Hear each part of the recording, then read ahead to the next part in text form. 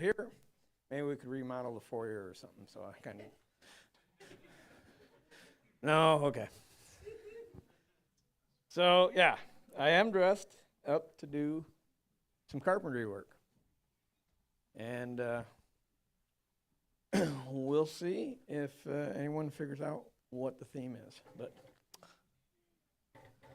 that's the deal. So, anyways, yep, you're stuck with me today. So, when I'm asked to talk, normally God gives me something, honestly, relatively quickly.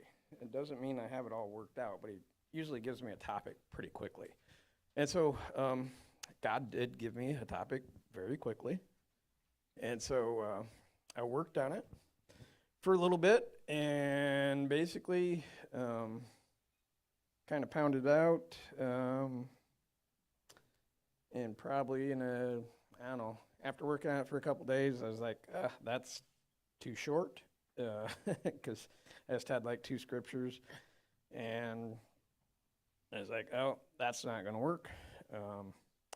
Not that you guys love to hear me talk for hour on hour, but I just didn't feel it was enough. So anyways, I laid that down, and then I started on this one.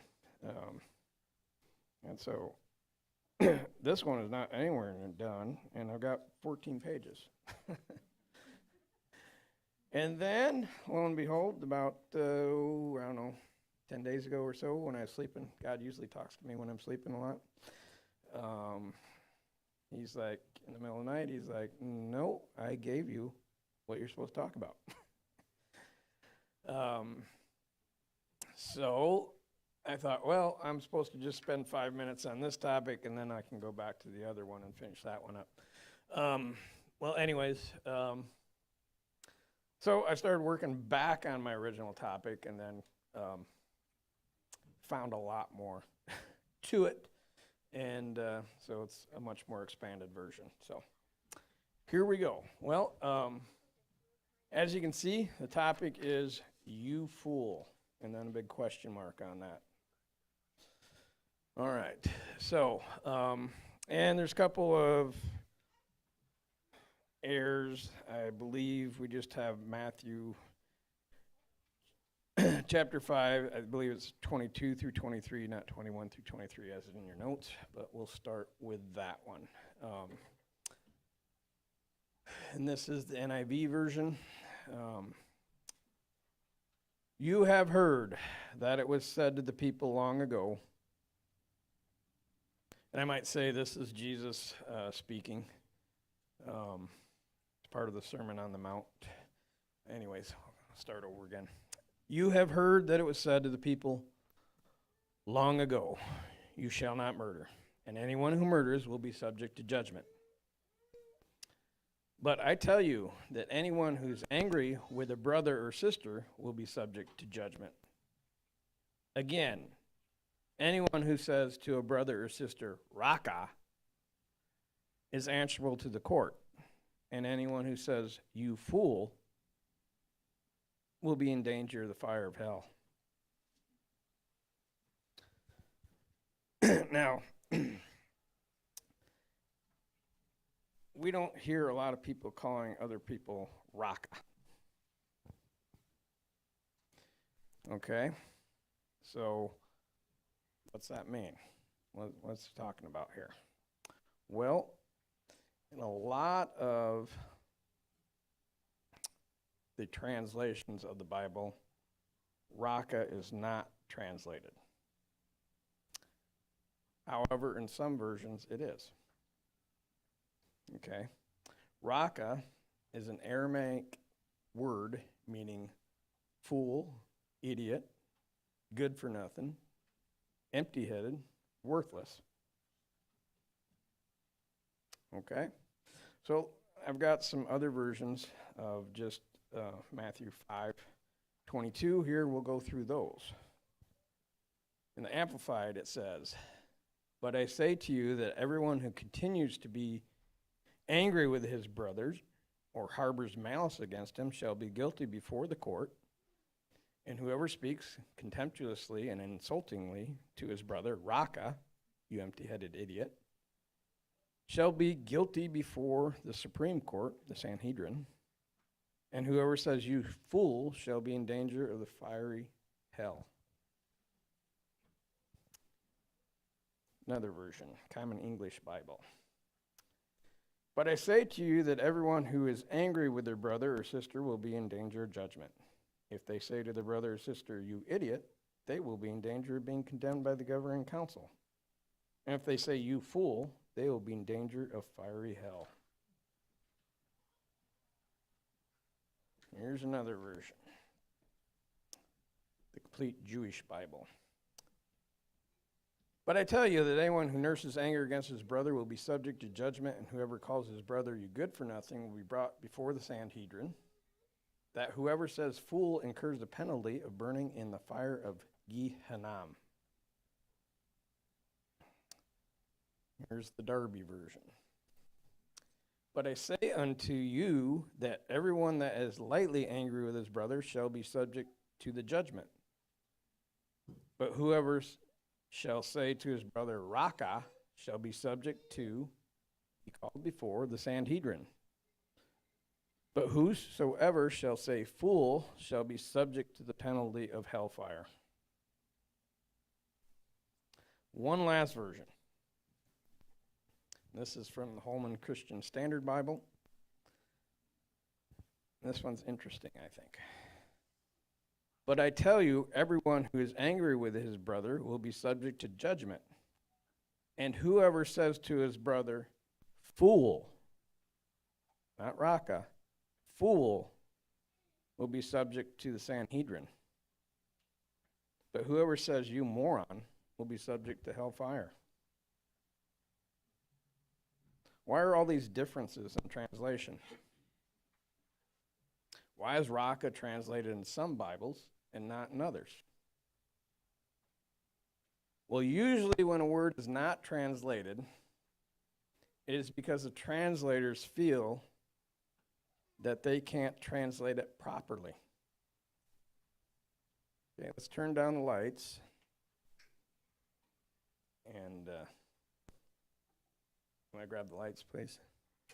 And let's see if Elf can help us out.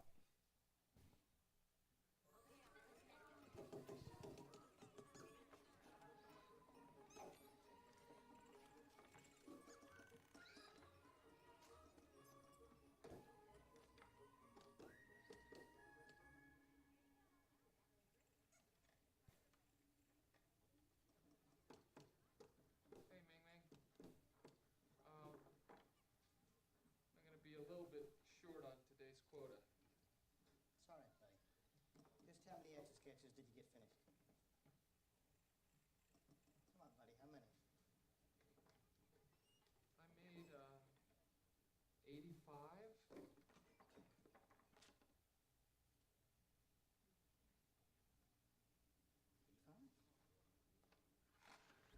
That puts you 915 off the pace. Why don't you just say it? I'm the worst toy maker in the world. I'm a cotton-headed ninny muggins. No, buddy, you're not a cotton-headed ninny muggins. We all just have different talents, that's all. Seems like everyone else has the same talents except for me. You have lots of talents. Special talents, in fact. Like, special talents? You changed batteries in the smoke detector? Sure did. Triple A's. And in 6 months, you'll have to check them again. Whoa. And you're the only baritone in the elf choir. You bring us down a whole octave. In a good way. See, buddy, you're not a cotton-headed ninny muggins. You're just special. Okay. So, in the North Pole Elf Society, cotton-headed ninny muggins is a really, really bad word. Okay?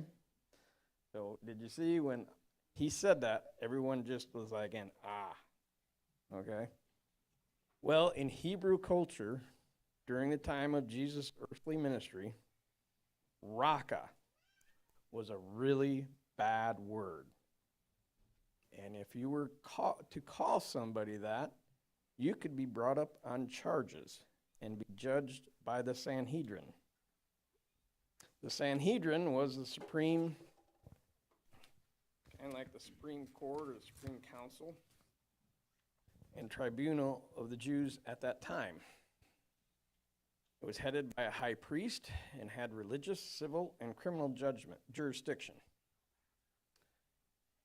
Okay, this is where Jesus was brought up on charges to the Sanhedrin initially, before he was handed over to Pontius Pilate. So, being brought before the court or the Sanhedrin, I mean, it's a serious offense. Okay? And the point I'm trying to make is this. Okay? That was common knowledge to them. When Jesus says, whoever shall say to his brother, Raka, shall be subject to judgment before the Sanhedrin, they all knew that. They all knew they're not supposed to say Raka, because that's a bad word.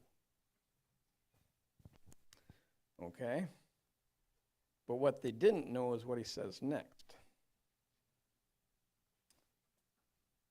If you get, he goes, excuse me.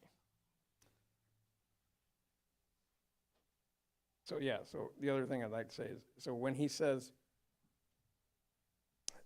that if you say Raka, you're going to be brought before court, it's like me telling you, if you go rob a bank and get caught, you're going to be brought before the court. That's, all of us should know that. It's not something new. And this was not something new to them either. But the next statement is, when he says, and anyone who says, you fool, will be in danger of the fire of hell. This was shocking to all that hear it. Why? Well, the word Jesus uses for you fool is a Greek word, moros. It's where the word moron comes from.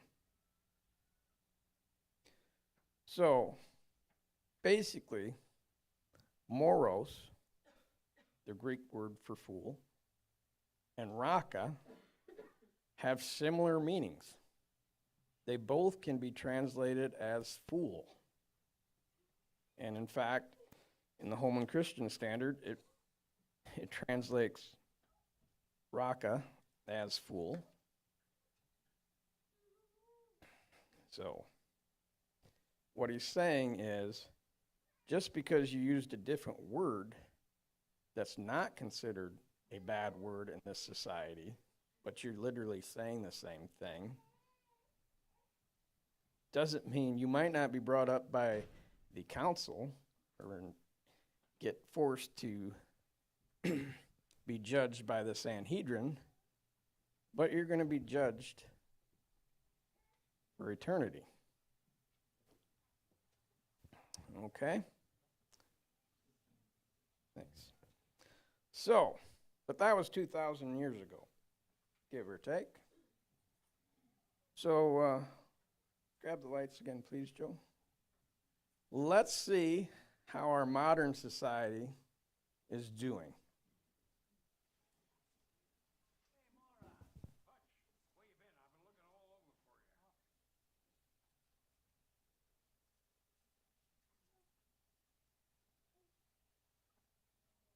Idiot! Listen, you idiot. You're an idiot. I want you to meet my friend, Steve. He's an idiot. You idiots! You're an idiot.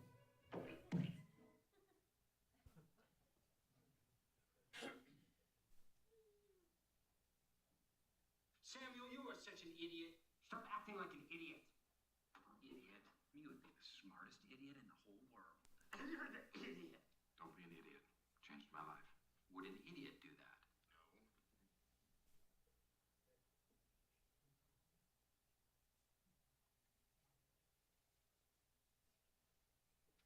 No.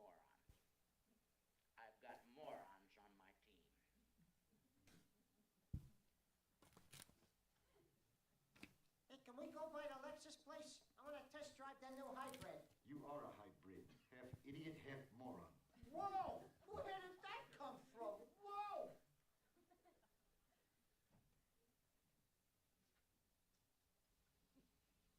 What if there can be no arrangement? Then we are at an impasse. I'm afraid so. I can't compete with you physically, and you're no match for my brains. You're that smart. Let me put it this way. Have you ever heard of Plato, Aristotle, Socrates? Yes? Morons. Red.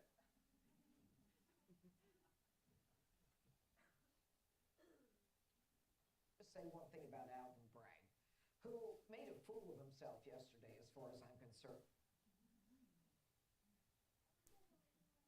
He keeps embarrassing himself.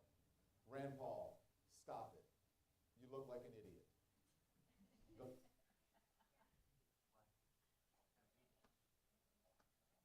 Faster than anything else will. Anyone who doesn't understand that intuitively is an idiot or is irresponsible or should not be making meaningful decisions. You're a moron. So in that area, really, thankfully, this same group is also stupid. Stupidity is their one redeeming quality. If they were smart, they'd take it. Okay. So, I put some funny stuff out there. But this, we could watch people calling other people things like this. I mean, I could have just kept on going. I mean, and it doesn't matter what political side you are on, and that's why I put a couple of them up there. It's just common practice in today's society. It's just, I mean, I could have went on. I mean, it's just, society has a problem. Okay. Jesus made it clear that calling somebody a fool might be okay in the society you live in, but it's a very serious offense to God, and you can go to hell for it. Okay? But it's not just society that has a problem. In fact, I have a problem. There's remodeling I need to do. No hands, please, but have you ever called somebody a fool, an idiot, a moron, good for nothing, dimwit, cotton-headed ninny-muggins, or anything else similar to that? Maybe you haven't said it out loud, but maybe you thought it. Or maybe you agreed, like watching political shows, when someone else says it. God knows I've done it. I've done it in front of people. I've done it behind the people's backs. I've thought it was funny when other people did it. I stand here a convicted man. My Lord has shown me this error of my ways, and man, do I need help. Just yesterday, I was working on this sermon, and I took a break. Every spring we got to work our cattle herd, and we worked our cattle herd. In the process, we have to load up the cattle onto our trailer and bring it over to the vet clinic. When I was loading the cattle, there was one calf. He laid down, got in the trailer, and he laid down, his legs sticking out the back, so I couldn't shut the gate. So the first thing I said is I yelled at it. I called it a stupid idiot. Just like that. Okay, he finally got up, I shut the gate, and then I'm shutting the corral gate, and God's like, what did you just say? Now granted, it's not a human, it's just a calf. But there was no filter. It was just, boom. I just said it, and it took a while before I even registered what I just said. So there, I stand there at the gate, convicted again. And I'm like, how in the world am I supposed to stand up here and preach to you and tell you this is not good when I can't not call my own calf a stupid idiot? So, but there really wasn't anyone else to fill in, so you still got me.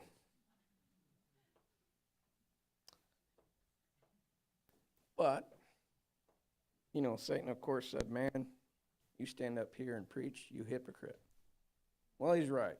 I am a hypocrite. But where I am weak, he is strong. I've obviously got some remodeling to do in my heart and brain. Yeah, yes, I do. I am a work in progress. Okay. So, with that, let's read James chapter 3, verses 5 through 10. Likewise, the tongue is a small part of the body, but it makes great boasts. Consider what a great forest is set on fire by a small spark. The tongue also is a fire, a world of evil among the parts of the body. It corrupts the whole body, sets the whole course of one's life on fire, and is itself set on fire by hell. All kinds of animals, birds, reptiles, and sea creatures are being tamed and have been tamed by mankind. But no human being can tame the tongue. It is a restless evil full of deadly poison. With the tongue we praise our Lord and Father, and with it we curse human beings who have been made in God's likeness. Out of the same mouth come praise and cursing. My brothers and sisters, this should not be. Okay. Go ahead, Isaiah. Let's hit the lights one more time, Joe.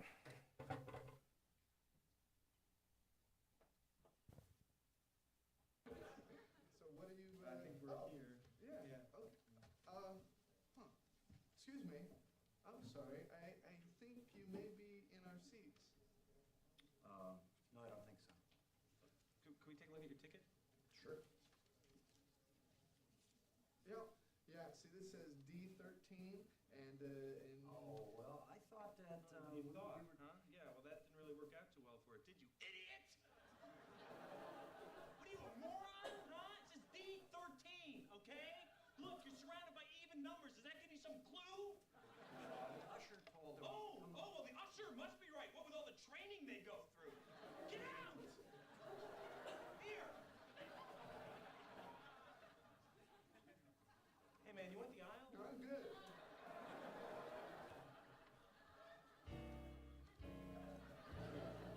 Tommy's supposed to be here soon. We're going to lunch. Look, I wasn't going to say anything to you, but all right, I don't think you should be seeing Tommy anymore. You don't? No, the guy is mean. I mean, really mean. I think you should stay away from him. Or maybe I should stay away from all men. No, it's not just because I'm jealous. I mean, I'm not jealous. Okay, look, the guy, he screamed. He actually screamed at this couple sitting in our seats. Yeah, and at the end of the play, he got up, you know, and he just started, like, banging his hands together. Okay, fine. You don't want to believe me? No, that's fine. Don't Ross, Ross. No one believe me. I'm Mr. Funny to you, Mr. Funny. Whoa. Oh, sorry, Tommy. What's in the cup, Ross? What is in the cup? Okay, it's coffee. Iced coffee? Tell me it's iced coffee. It's hot. Hot coffee! You idiot!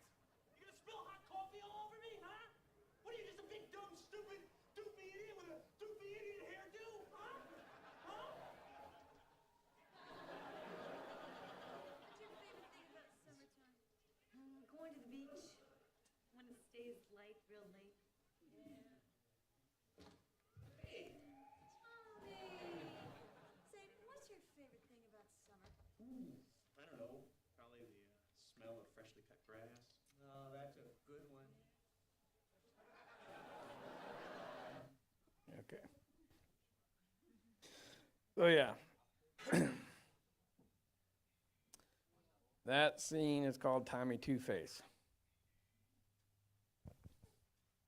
With the tongue we praise our Lord and Father, and with it we curse human beings who have been made in God's likeness. Out of the same mouth come praise and cursing. My brothers and sisters, this should not be. Let's not be Tommy Two-Face. One person in front of some people, and another person in front of others.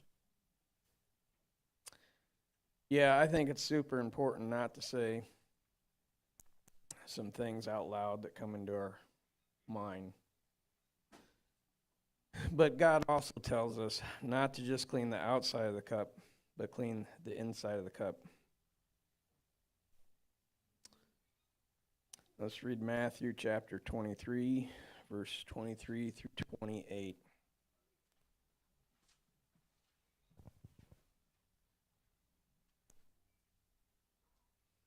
Woe to you, scribes and Pharisees, hypocrites! You pay a tenth of a mint, dill, and a cumin, yet you have neglected the more important matters of the law, justice, mercy, and faith. These things should have been done without neglecting the others. Blind guides, you strain out a gnat, yet you gulp down a camel. Woe to you, scribes and Pharisees, hypocrites! You clean the outside of the cup and dish, but inside they are full of greed and self-indulgence. Blind Pharisees, first clean the inside of the cup, so the outside may also become clean. Woe to you, scribes and Pharisees, hypocrites! You are like whitewashed tombs, which appear beautiful on the outside, but inside are full of dead men's bones and every impurity. In the same way, on the outside you seem righteous to people, but inside you are full of hypocrisy and lawlessness.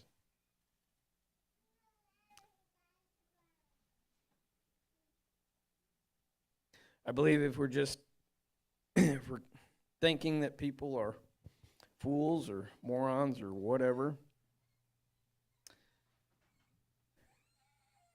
we're not, and that's, we think that's okay. I don't think it is, to be honest with you. Do you want someone else to think that you're a fool? I don't think so. Let's read Mark chapter 12, verses 28 through 31. One of the scribes approached. When he heard them debating and saw that Jesus answered them well, he asked him, "Which command is the most important of all?" "This is the most important," Jesus answered. "Listen, Israel.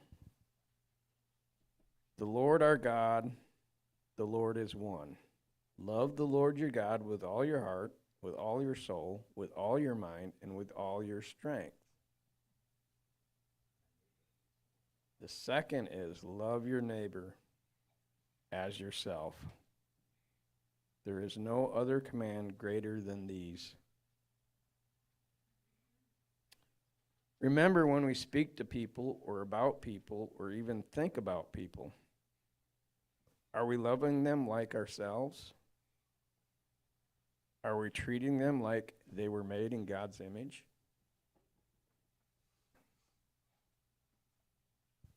Ponder that for a while.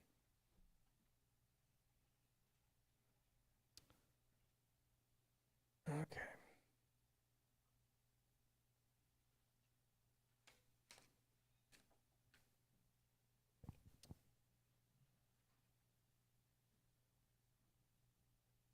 Matthew chapter 12, verses 36 and 37. "But I tell you that everyone will have to give an account on the day of judgment for every empty word they have spoken. For by your words you will be acquitted, and by your words you will be condemned." Okay. I have not presented this material to condemn anyone here, except myself, of course. I've not seen anyone or know anyone here that behaves like this. However, these things are very common in our society, and we are to live as foreigners in this world. Let's read 1 Peter chapter 2, verses 10 through 12. Once you were not a people, but now you are the people of God. Once you had not received mercy, but now you have received mercy. Dear friends, I urge you as foreigners and exiles to abstain from sinful desires, which wage war against your soul. Live such good lives among the pagans that though they accuse you of doing wrong, they may see your good deeds and glorify God on the day he visits us.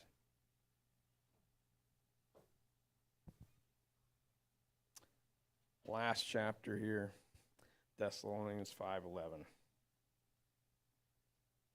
Therefore, encourage one another and build each other up as you're already doing. And that's my conclusion.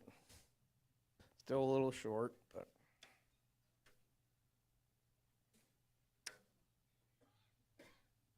thank you.